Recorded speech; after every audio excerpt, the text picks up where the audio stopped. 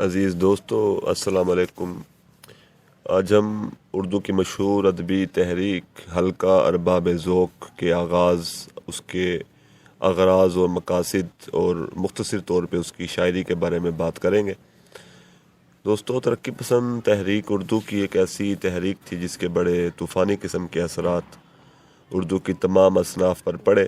اس تحریک نے بڑے زور و شور سے سماجی نظام میں تبدیلی کی بات کی، زندگی کا رشتہ ادب سے جوڑنے کی بات کی۔ اس تحریک سے بڑی امیدیں وابستہ کی گئیں، مگر اس تحریک کے متوازی ایک اور تحریک حلقہ ارباب ذوق بھی سرگرم عمل تھی۔ رومانوی تحریک سے متاثر اس تحریک کو ترقی پسند تحریک کی ضد قرار دیا جاتا ہے۔ رومانوی تحریک خارجیت کو موضوع بناتی ہے، اور فضل حسین فرتاش اپنے تحقیقی مقالے 20ویں صدی میں اردو غزل فنی وسائل کا مطالعہ میں لکھتے ہیں۔ جہاں ترقی پسند تحریک نے خارجی زندگی کو موضوع بنایا، وہاں حلقہ نے خارجی زندگی کے ساتھ ساتھ داخلیت اور روحانیت کو فروغ دیا۔ دوستو، 1939 میں حفیظ ہوشیار پوری کی صدارت میں ایک اجلاس ہوا۔ نسیم حجازی نے تبازاد افسانہ تلافی پیش کیا، افسانے پر تنقیدی گفتگو ہوئی، اور مجلس داستان گویا کے نام سے ادبی تنظیم بنانے کا فیصلہ ہوا۔ سید نصیر احمد جامعی کو سیکریٹری بنا دیا گیا۔ مختلف وقتوں میں کافی اجلاس ہوئے جن میں شعراء کی تعداد زیادہ تھی، چنانچہ مجلس کا نام بدل کر حلقہ ارباب ذوق رکھ دیا گیا۔ حلقہ ارباب ذوق کے اغراض و مقاصد درج ذیل تھے: طلبہ اور انگریزی بولنے والوں کو اردو کی طرف راغب کرنا، ان پڑھوں کو اردو کی تعلیم دینا، اردو کی ترویج و اشاعت، نوجوان لکھنے والوں کی تعلیم و تفریح، اردو لکھنے والوں کے حقوق کا تحفظ، اردو ادب و صحافت کے لیے سازگار ماحول تیار کرنا۔ بعض ماہرین کے خیال میں پہلا اجلاس سید نصیر احمد جامعی کی زیر صدارت ہوا۔ حلقہ ارباب ذوق کا ابتدائی طور پر افسانے سے آغاز ہوا، مگر اس کا اثر شاعری پر زیادہ ہوا۔ یوسف ظفر، قیوم نظر، تابش صدیقی اور میرا جین جیسے شعراء اس میں شامل تھے۔ حلقہ ارباب ذوق سے وابستہ شعراء نے اپنی داخلی اور خارجی کرب کو بڑی فنکارانہ خوبصورتی سے پیش کیا۔ انہوں نے لفظوں کے لغوی معنی کو توڑ کر تخلیقی اور تصوراتی معنی کو اجاگر کیا۔ سید فضل حسین فرتاش اپنے تحقیقی مقالے 20ویں صدی میں اردو غزل فنی وسائل کا مطالعہ میں لکھتے ہیں: حلقہ ارباب ذوق کی شاعری در حقیقت دھندلے اجالے سے حسن، نغمہ اور سحر پیدا کرنے کی شاعری ہے، اور یہی اس کی منفرد خصوصیت ہے۔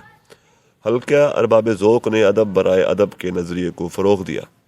ڈاکٹر انور سدید اپنی مشہور کتاب اردو ادب کی تحریکیں میں لکھتے ہیں: حلقے نے تخلیق ادب کے لیے جامد پابندی عائد کرنے کی بجائے ادیب کی تخلیقی آزادی کی فوقیت دی، اور اس کے سماجی شعور پر اعتماد کا اظہار کیا، اور اسے کھلی آزادی دی کہ وہ زندگی کی مجموعی صورت کو گہری نظر سے دیکھے اور ذہنی، سماجی اور سیاسی کروٹوں کو ادب میں بالواسطہ طور پر منعکس کرنے کی کوشش کرے۔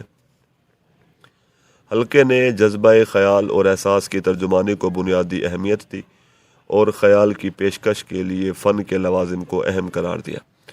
ڈاکٹر انور سدید نے حلقہ ارباب ذوق کو 5 ادوار میں تقسیم کیا ہے: پہلا دور تعارفی اور تاریخی، دوسرا دور تشکیلی، تیسرے دور میں یہ منظم اور فعال تحریک بن گئی، نظریاتی اساس واضح ہوئی، اور اسی دور میں شدید رد عمل بھی سامنے آیا اور ترقی پسند تحریک کا سامنا اسے کرنا پڑا۔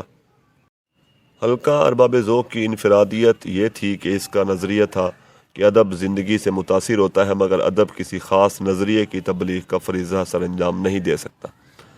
ادب بھی جمالیات کا حامل ہوتا ہے، اور ادیب ان جمالیاتی قدروں سے ہی زندگی کے حسن کو اجاگر کرتا ہے۔ حلقے نے ادیب کی تخلیقی آزادی پر زور دیا، احساس کی ترجمانی اور جذبہ خیال پر زور دیا، زندگی کے ساتھ بالواسطہ ادب کا تعلق استوار کیا، زندگی کے داخلی حسن اور تنوع کو اہمیت دی گئی۔ ڈاکٹر انور سدید اپنی کتاب اردو ادب کی تحریکیں میں لکھتے ہیں: حلقہ ارباب ذوق کے تجربات کا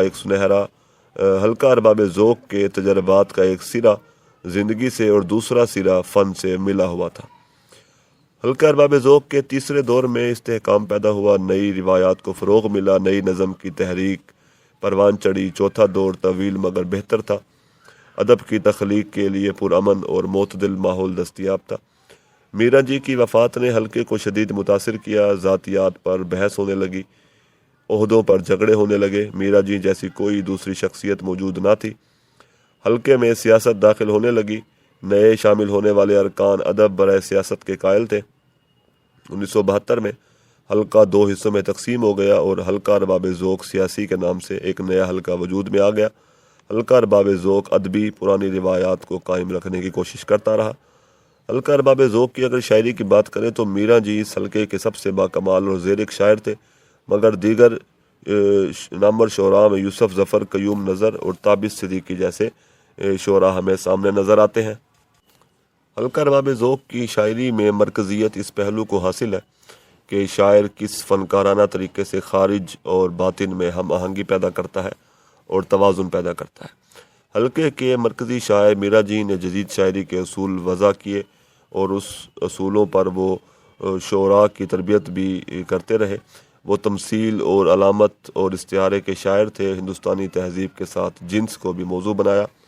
ان کی شاعری انقلابی نہیں، وہ گیت کے ذریعے مخصوص روحانی فلسفے سے روشناس کراتے ہیں۔